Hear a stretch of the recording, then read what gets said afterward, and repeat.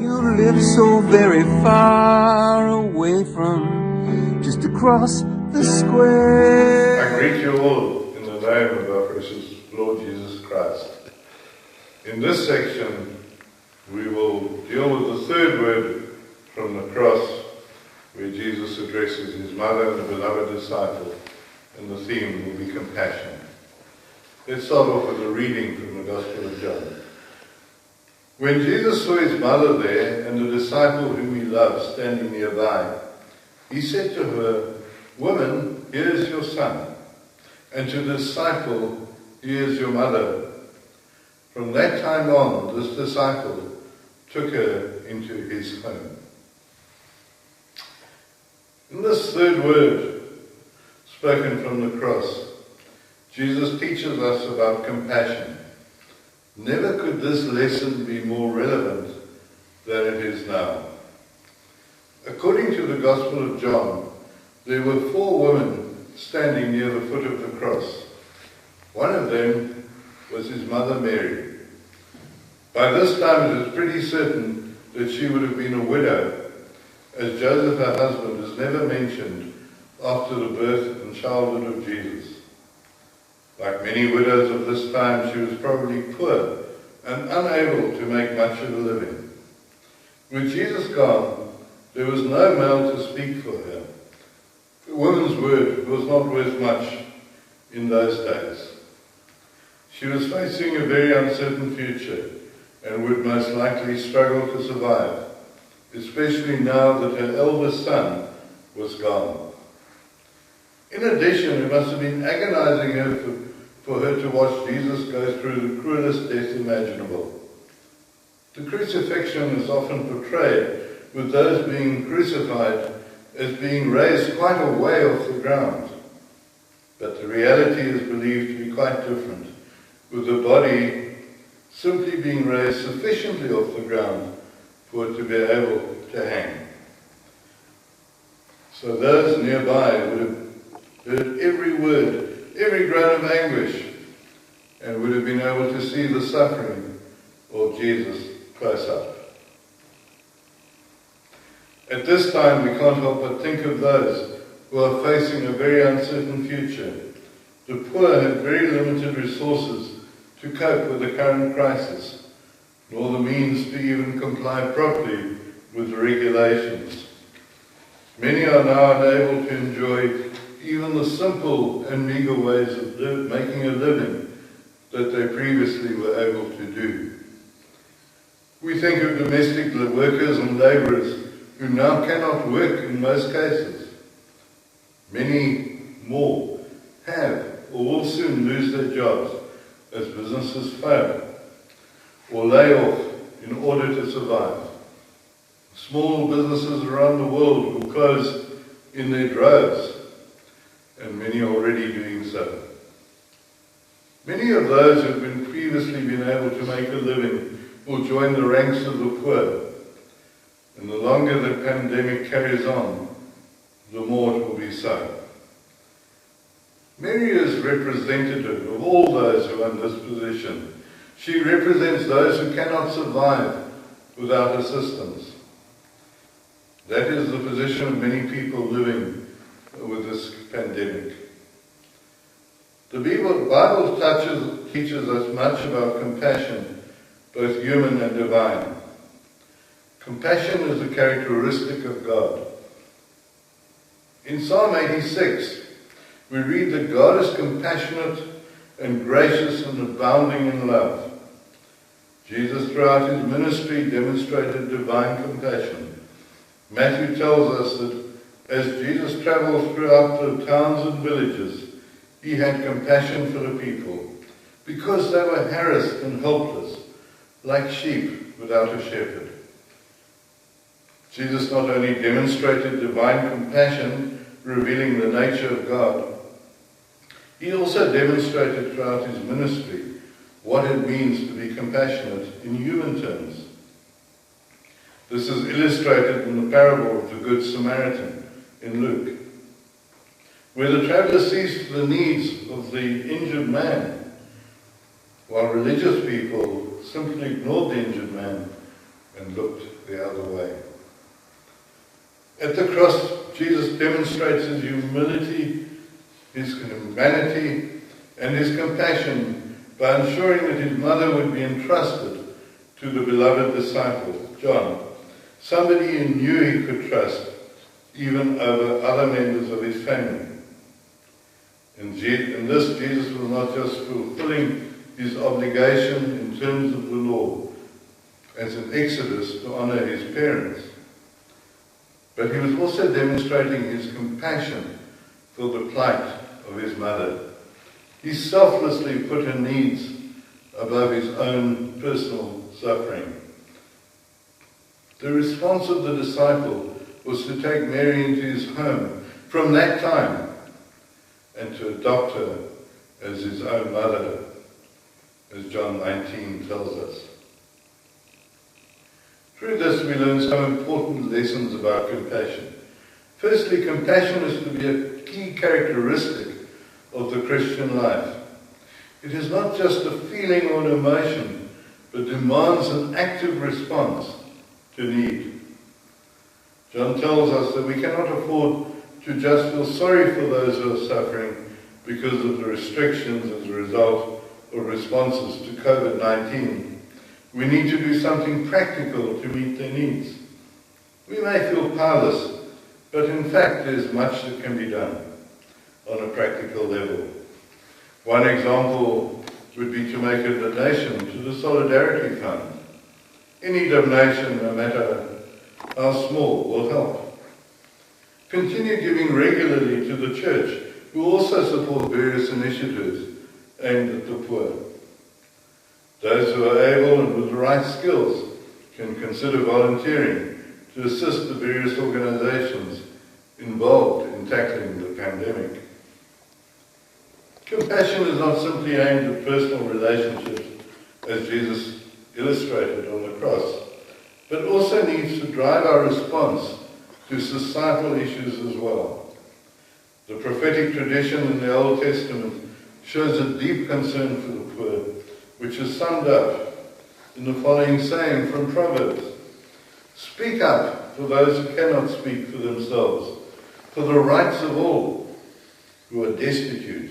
Speak up and judge fairly. Defend the rights of the poor and needy." The pandemic is revealing to us very explicitly the stark divisions we have in our society, especially here in South Africa. As Christians, surely we cannot continue to condone this and even to take advantage of it as we have been doing. We cannot carry on as before. Compassion focuses on the needs of others rather than our own needs. Jesus thought of Mary even though he was in total agony and knew he would die. The inspiring stories of elderly people suffering with COVID-19, giving up ventilators for those who are younger and stand a greater chance of surviving. We remember 90-year-old Suzanne Haylitz from Belgium who did exactly this before she succumbed to the disease. Paul encourages us in Galatians to carry each other's burdens. May we all practice compassion in like manner. Let us be a community that is sacrificial and compassionate in character. As Paul says, "Therefore, as God's chosen people, holy and dearly loved, clothe yourselves with compassion, kindness, humility, gentleness, and patience." We are reminded constantly during this crisis that what we do directly affects the welfare of others. That is why hard measures such as social distancing are so important. Are we doing what is necessary to save those we can save? Now we realize that even though we are separate, we are still a community bound together by the love of Christ. This demands far more of us, not less. I want to conclude with the words written by the singer Bono for just this time.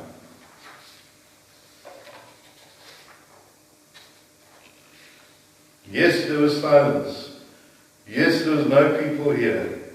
Yes, I walked through the streets of Dublin and no one was near.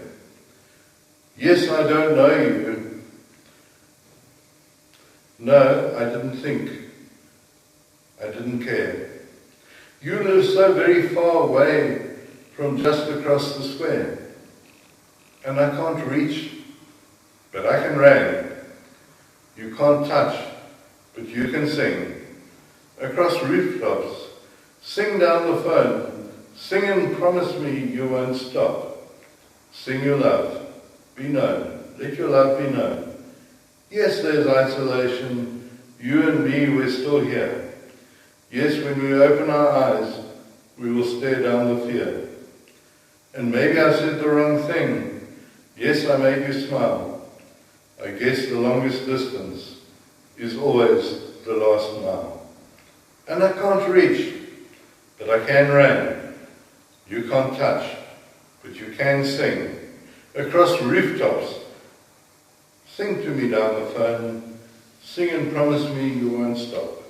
Sing and you're never alone.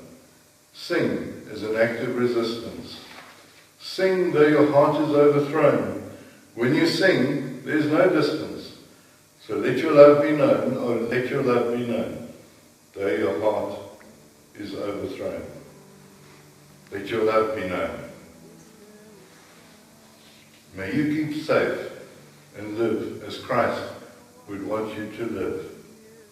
Amen. Yes, I walked through the streets of Dublin and no one was near. Yes, I don't know you. No, I didn't think, I didn't care. You live so very far away from just across the square. And I can't reach, but I can ring. You can't touch, but you can sing across rooftops. Sing down the phone. Sing and promise me you won't stop. Sing your love be known. Oh, let your love be known.